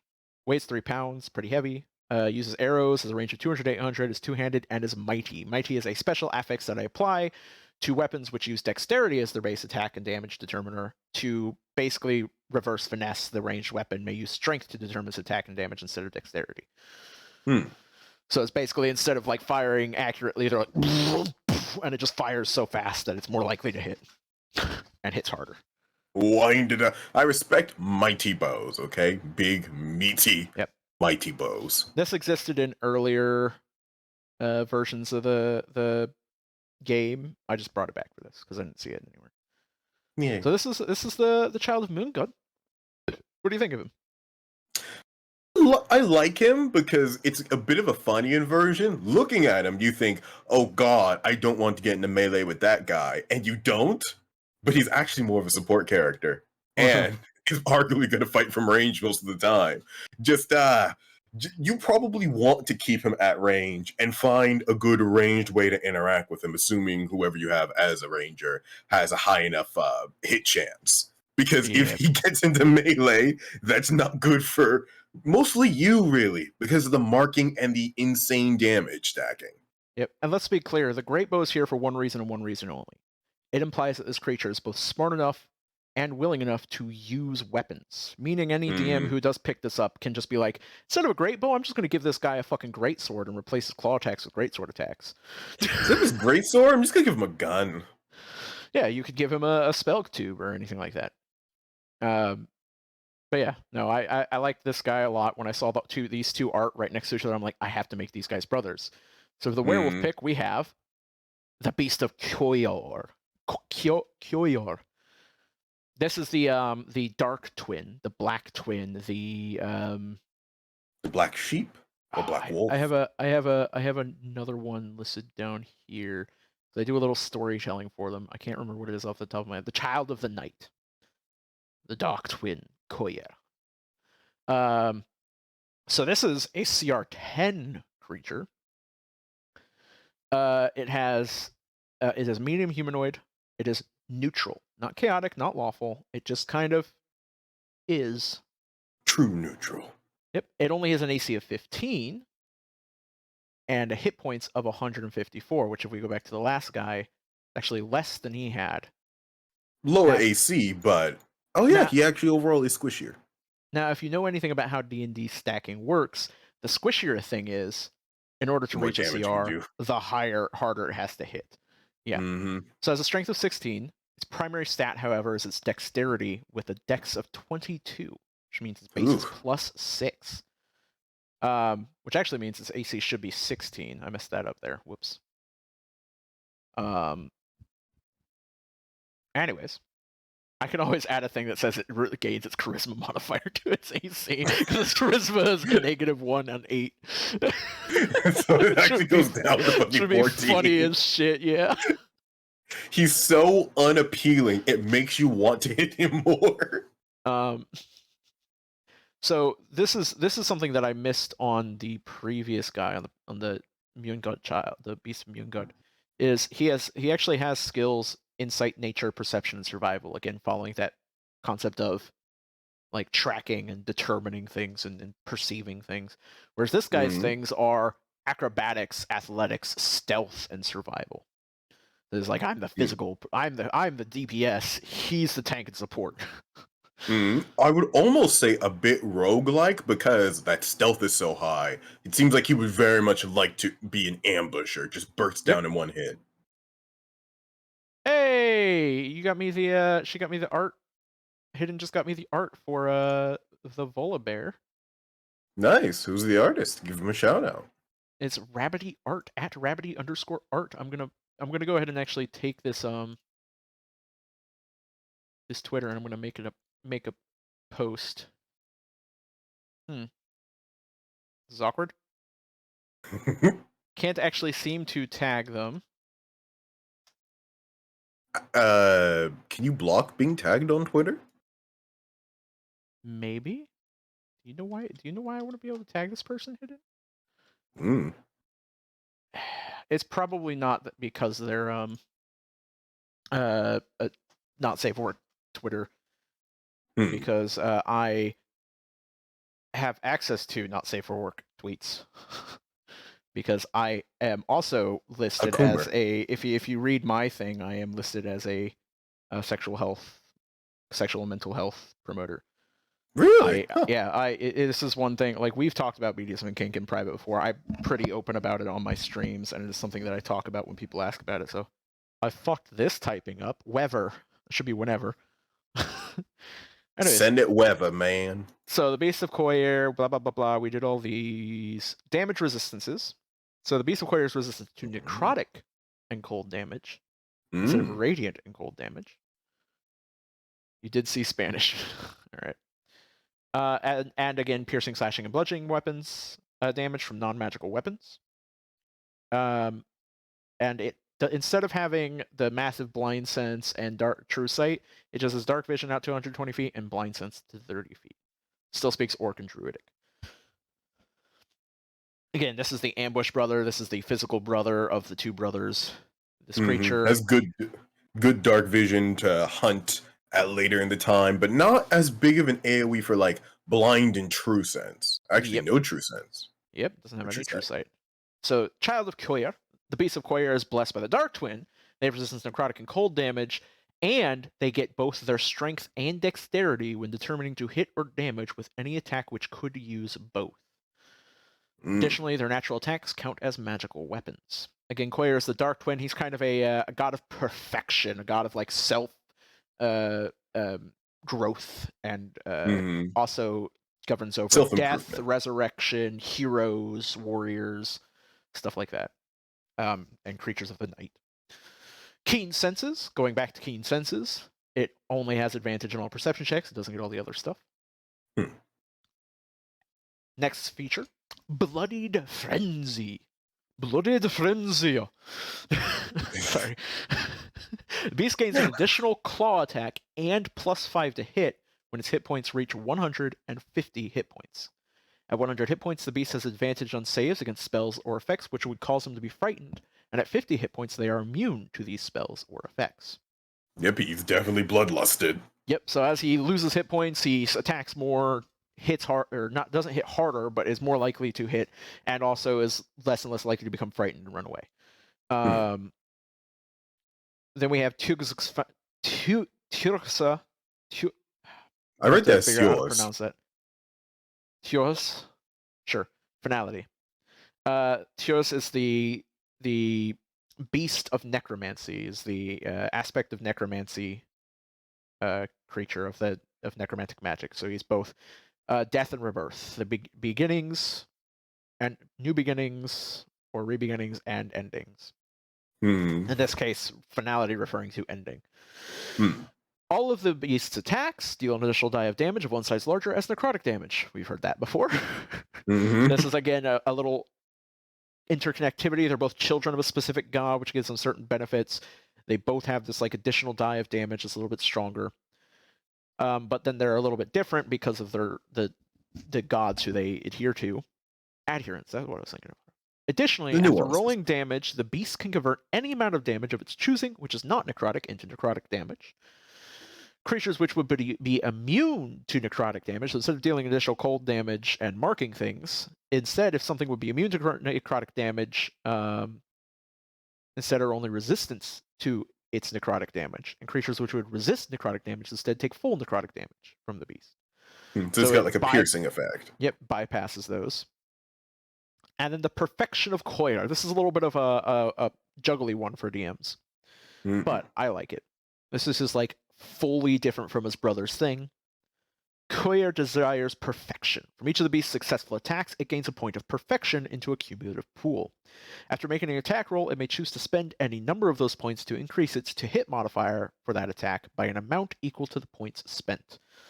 So it hits a bunch, and then if it feels like it needs to have a higher chance to hit for some fucking reason, it can do that. What it's really there for is the next part, which is when rolling damage, it may spend 2 points to treat one of its claw damage dice as rolling maximum damage, or 3 points to treat one of its bite damage dice as rolling maximum. It may do this for any number of dice in each attack, so long as it has the points. It gives me vibes of a boss that we encountered earlier, where I believe it could translate whenever it hit, it added necrotic points to its pool, and they could then translate those points to either damage or to hit. Yep, that's where I drew the inspiration from. His thing isn't from that. His thing is from a different thing entirely.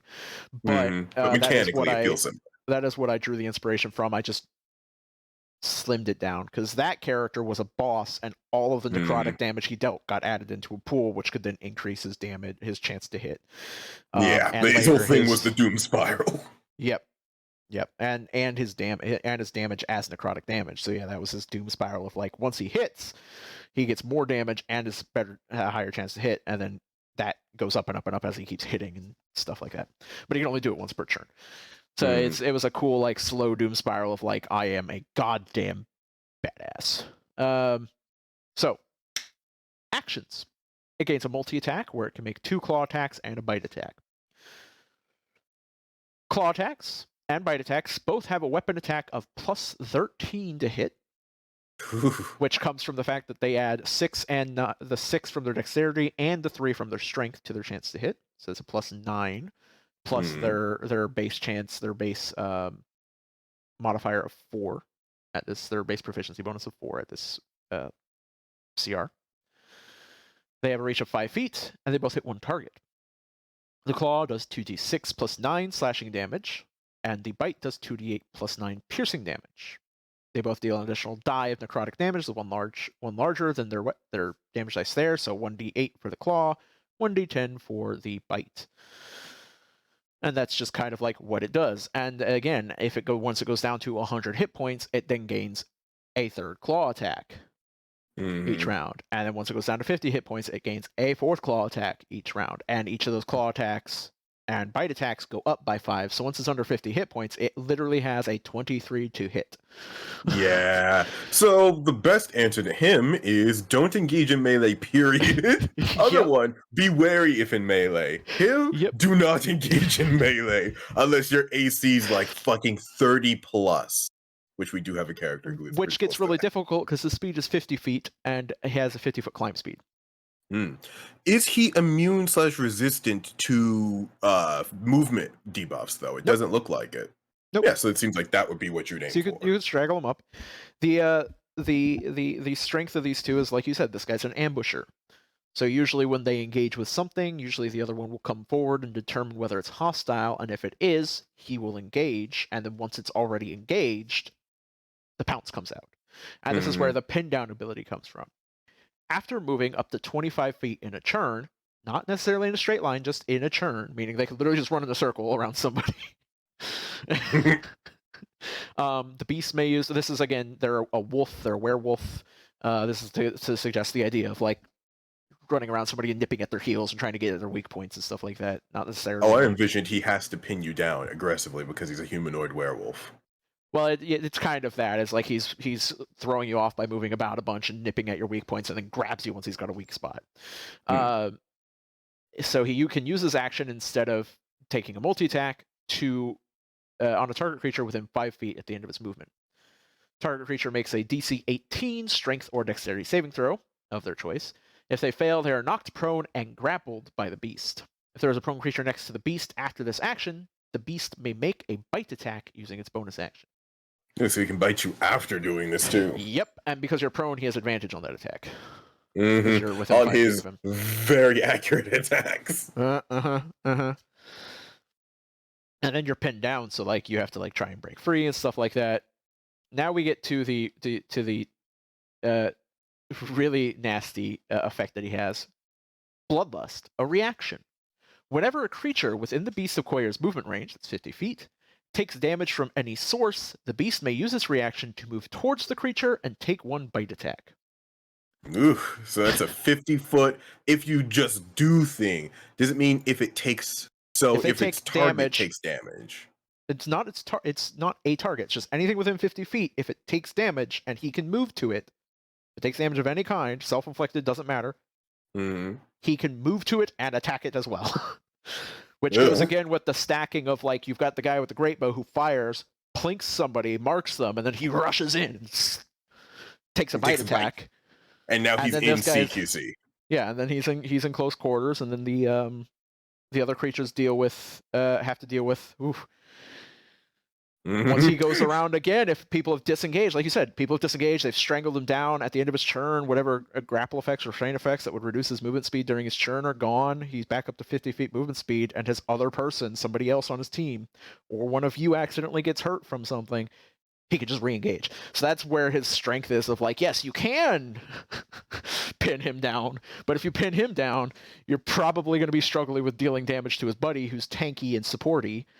So I thought these two really fleshed well together with this stuff. So they do combo well. Although if I had to like postulate tactics, definitely the wolf guy needs to be dropped for. Well, I say the wolf guy; they're both wolf people. The beast of Coyer needs to be dropped first at like all costs. He will eat your squishies, and Yeah. he will actually start tearing through your tanks they- pretty quickly And too. they are both intelligent, slightly above average intelligence creatures, meaning they will choose to target down, like, oh, this guy's a healer, fuck him up first, stuff like that.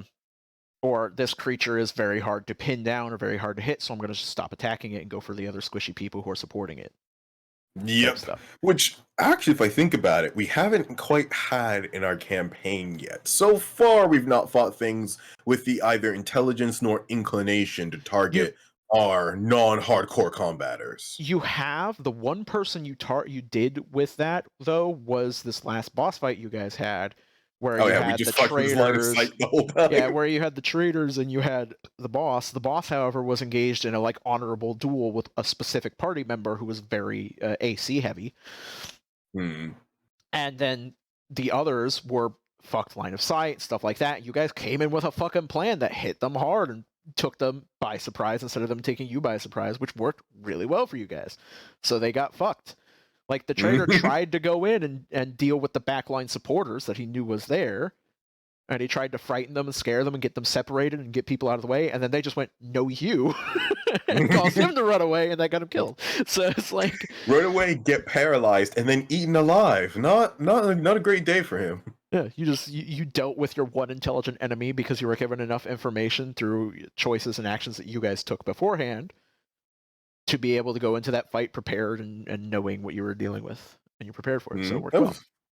Good session. That was a good session. That was a good session. So here we have the little storytelling bit. So this is an excerpt from the Tales of Kten the Wanderer. We write of werebeasts as if they are cursed creatures. Actually, you want to read this? He's supposed to be sort of like a posh, like, explorer type. Oh my gosh, you know how I love my posh I know, that's why I wanted to give it to you. We write of werebeasts as if they are accursed creatures who wander the land in search of blood. Yet I have a different perspective, yet I have had a different experience. I once met two brothers who live in a rundown I'm reading and writing a story as I'm reading, which is why I trail off and say things that aren't there, because I'm also thinking of how I would write this. Focus on the podcast. I once met two brothers who lived in a rundown temple in the woods, wandering between hunting grounds and occasionally returning to tend to and offer prayers and blessings. At first I was frightened of them, but despite their fierce appearance and, as I learned later, capability, they were kind and took me as a guest. That is my favorite thing to write, by the way. I find that I always write this in writing, is at some point a character will say, as I learned later. Because eventually, unbeknownst to me at the time. Yeah. The older brother, a humble, kind man whose voice rolled with unseen thunder, yet warmed the very room with its timbre, explained they were born in these forms, as many down here in this strange land are. This was no curse, but their natural state, though it did not prevent the fears of the ignorant or cowardly. So they turned to the gods, he to the moon goddess, the silver sister, Mongot, and his brother, to the child of the night, the dark twin, Coir. Over the years of service, they have been blessed and now serve as wards of both this temple and the woods around. I spoke briefly to the younger brother. He seemed much like any teenager, kind if you could get him to talk to you, but almost arrogant at the idea of being caught talking to an elder. I left the two laden with gifts and a newfound knowledge and curiosity. How many once accursed existences now were commonplace and normal for those living in this elect. Yep. All right. I was about to read your actual tweet and I had to stop myself. So yeah, that's the idea. Is in our world, these are just two brothers who live in a woods somewhere in Amortem. But you could literally take these guys and, they're called beasts of Mungod and beasts of Coyer. You can change them to whatever gods, or you can just not make them gods. You can just name them specific Like, this is your magic werewolf and magic werebear, because he's technically a werebear, not a werewolf. Werebear. And just, yeah, you can just use them normally as like a magical tribe of or magical group of were creatures. They pop and play everywhere. I do love me some good old kit bashing. Yeah. All right, now we have day 3. Today, the Star Squiggle, or Star Stalker. So this is the art I used for this. Once again, if you can find this art, the artist, I couldn't find them. This is the art that I used. Look at this bad boy. He's fucking glorious. He caught my eye. I love him. Yeah. Oh, I fucking love him too. So, Star Stalker is a large aberration. It's chaotic neutral. It has an armor class of 21 or 26. Ooh, curious. Mind of Matter, which is where his armor comes from. It's the source. He has hit points 136/136/136. This is a thing I use to denote pools of hit points. He has 3 pools of hit points. So he's definitely a boss. Yep. And his only movement speed is fly 60 feet. So, interesting, but at the same time, if you got him to not fly, he might have a very hard time. One of his things specifically says he doesn't fall or anything when he's like paralyzed and stuff like that. So he floats eerily. We'll get to that in a second. But yeah, his highest stats are actually his charisma and wisdom, which are 25 and 20 respectively. Followed up by dex at 18 and strength and con at 16. So he's overall pretty nasty bugger. He is a CR 19 creature. Pretty nasty, yeah. He has deception, intimidation, and persuasion as skills, all plus 19. He resists cold, fire, thunder, lightning, and acid damage, and is immune to all piercing, slashing, bludgeoning, psychic, poison, and force damage. He is immune to the charmed, blinded, frightened, grappled, petrified, poisoned, proned, and exhaustion. Prone conditions and exhaustion.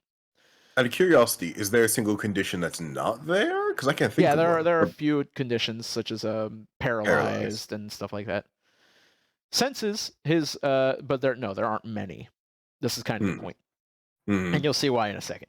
His senses, he has dark vision. I denote full just to make note for myself and anyone else that he sees everything through dark vision. His blind sense of 300 feet and blind sight of 300 feet. Yeah, no hiding. His languages are, but he understands any.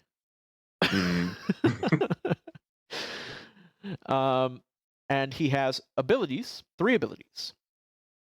The Mind of Matter, which is that his Starstalker's presence is so alien and potent, it feeds its own form. It adds its charisma score to all of its other saves and to its AC, which is why its AC is 21 by default. It's 14 plus 7. Matter of Mind. The Starstalker can press its presence outward to warp reality as is necessary. Regardless of conditions, the Starstalker is under it remains floating. It can fly through any terrain. While doing so, the Stalker does not disturb the material it moves through. Ending its turn inside of another creature or non-magical terrain does not cause it to take damage. Ugh. So it just slithers through reality like it's on a different plane of existence, basically. Just hides inside of you casually. Yep, and finally, Paragon Anomaly. Well, it's a large creature, so it can't do that because it doesn't squish or anything. Paragon Anomaly. When this creature rolls initiative, it adds its charisma modifier to the roll. Additionally, it gains 2 full additional churns at -5 and -10 its rolled initiative. If any of these churns would be immediately after another of the Starstalker's churns, it shifts to be after the next creature in the churn order. This includes if it like kills a creature that's got a churn in between, then it will shift itself. Its own turn. So that way it can't just immediately double turn, which would be really rough. Kind of. I do allow that on some of my Paragon creatures, but the Starstalker also has 2 additional pools of hit points. Whenever a pool of hit points is reduced to 0, it loses its lowest churn initiative and immediately uses a reaction. I should state in there that there's no damage carryover. Paragons in general. This is something that I stole from the angry GM, who I've since learned is a terrible fucking person, and I feel kind of bad. But I still like the idea. When they hit 0 hit points, you essentially kill a creature. None of this damage carries over to the next pool of hit points. It just is. No damage overflow. Yep. Does the last line mean it starts with all of its initiatives, and as you kill it, it actually loses Paragon turns. Yes. Hmm. So the idea is this thing is like fast and slithery, but it grows tired as you fight it and weaken it. And it only has 136 hit points per hit point pool. So like overall, this thing only has 300 hit points. It actually has about the same amount of hit points as the two brothers combined. So high, and since it's CR 19, I imagine like a 19 level party should be able to do like 50 damage per round, especially just opening up. If you do well enough, you might actually just not have to worry about one of its turns on the first round. Yep. Part of the design of a Paragon creature is you have to essentially treat it as the number of creatures that it has pools of hit points, since it gains turns an initiative depending on which way it goes, equal to those things or has things happen. Moving over to its actions, this is fun. Multi-attack. Creature takes 4 anomalous reality attacks. That's it. Anomalous reality attacks. Yep.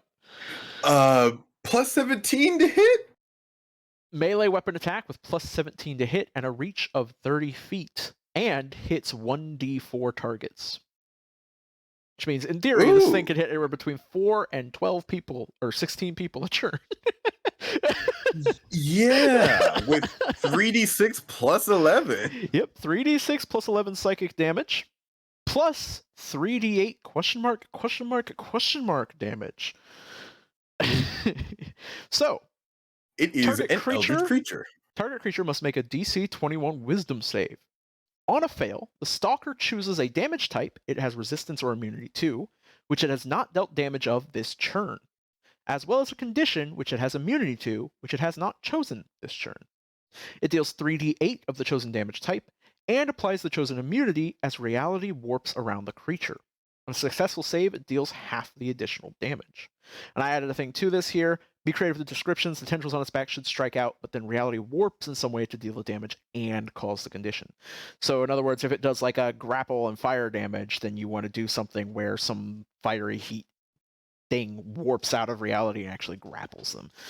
So it physically shapes reality around them to cause the additional effects, which I thought was a really fucking cool little way of doing that. Now we get to where the rest of its actions are. Yeah, just found that page. Bonus actions. Twist Perception, which means it can do this once per turn after its 4 attacks.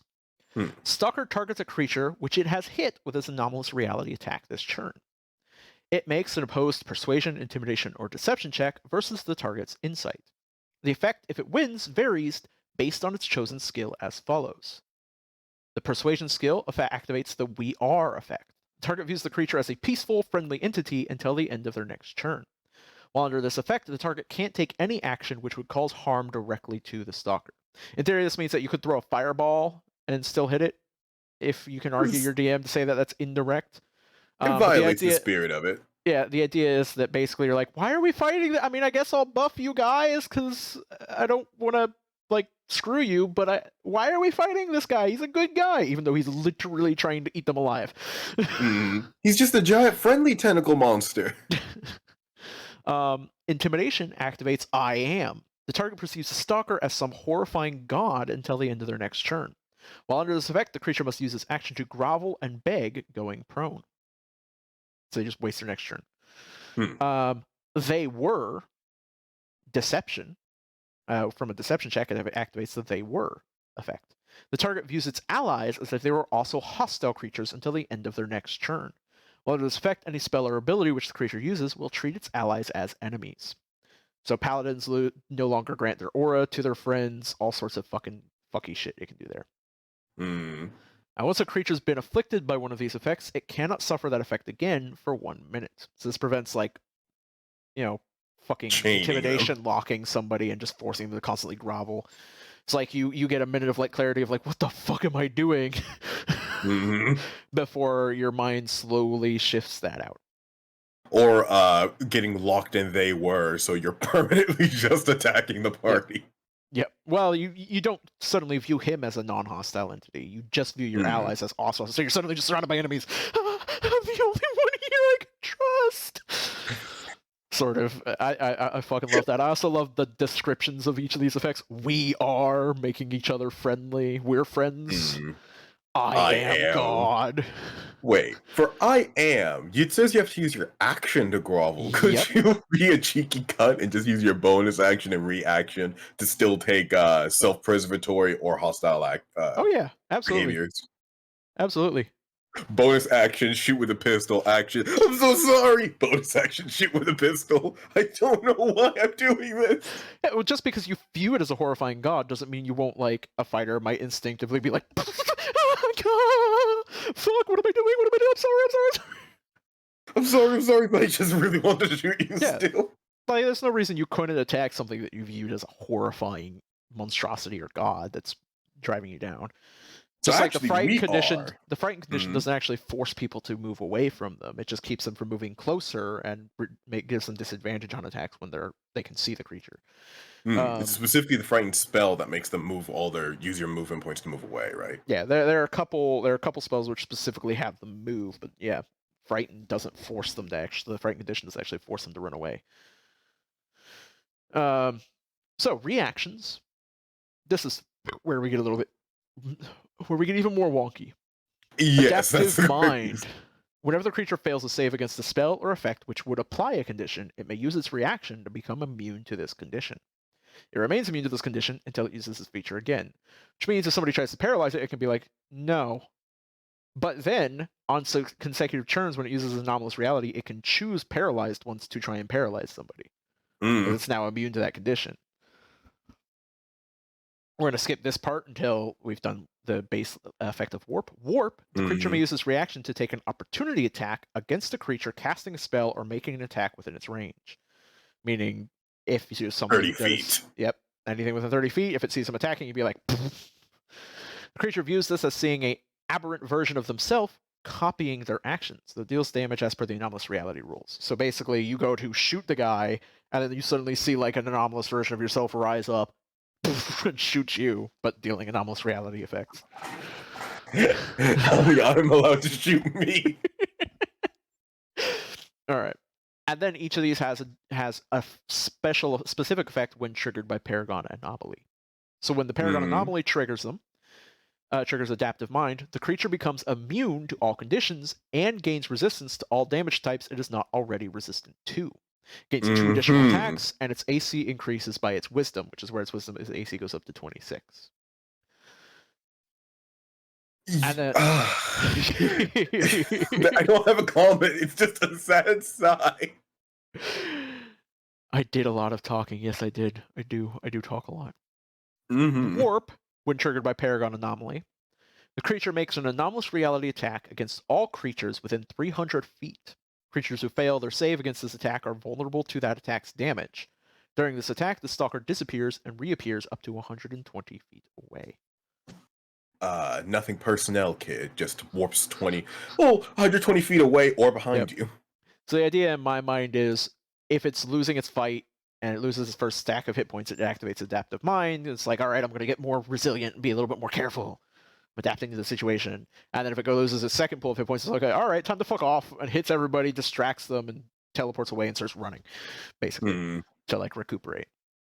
So it's yeah, this guy's a fuck with you thing. Yeah, and he's also very much not designed to be you can't really stop his movement since he's virtually immune to all conditions, because he can also use his reaction to force immunity to a condition.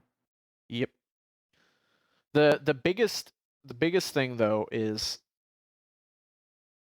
this the Paragon Anomaly feature specifically activates a reaction, so even if it uses its reaction, it has another reaction. Still uses the reaction if you hit it to 0 hit point. Yeah.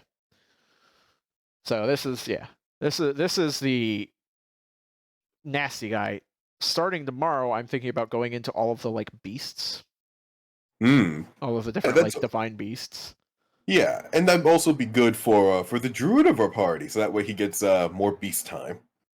Well, no, specifically the like Zoc and I see what you mean. Yeah, those guys. Since obviously my CR has to keep going up until the end of the month. Just keep power. No power creep will be involved at all. So that was CR 19. Yeah. Would killed me and everyone that I know and love. Yeah, well, yeah. A party of CR. This is one thing that if people start giving me shit for, I'm going to clarify is like, I make these under the precipice of this is technically probably like a CR 21 creature in a normal campaign. But in my campaigns, once you guys are up to that higher level, you guys should be able to handle this thing. You give us quite a few 18th, goodies level. that boost our power level beyond even what's So like we're CR 10 now since we're all level 10. No, you are technically a CR 10 creature would fight you. Because a CR 10 creature is supposed to be able to fight 4 creatures. So in theory, that one werewolf should be able to fight your entire party and give you a bit of a hard time. Which it sort of could, but it benefits from having allies. Yeah, and if we rolled badly, then yeah, that werewolf could actually fuck us up pretty hard. In I would say normal scenario, yeah, that werewolf is handleable with what I know everyone can currently do. Yeah. You guys can take that guy. You guys probably take the 2 brothers together, to be honest. So. Although, funnily enough, we're a very non-combat campaign. We do most of our if they're like humanoid, we probably just converse with them. All right, you want to read the detailed description stuff? Oh yeah, I forgot. There's a part of that. Was it from a suit and cam and data from Adventure Hallier? Advent, not adventure. Advent. Advent Hallier. The Delvers headed quietly through the old alien structure, deep, vacuous black metal making the walls. Hallier stops to record. Wow, bad. That's a bad line. Deep, vacuous black metal making the walls specifically. The walls. I should have been like the walls composed of deep, vacuous black metal would have been better. The making the walls is the bad part. Hallier stops to record some inscriptions on the wall, written in some glimmering script. Suddenly, shouting is heard from ahead.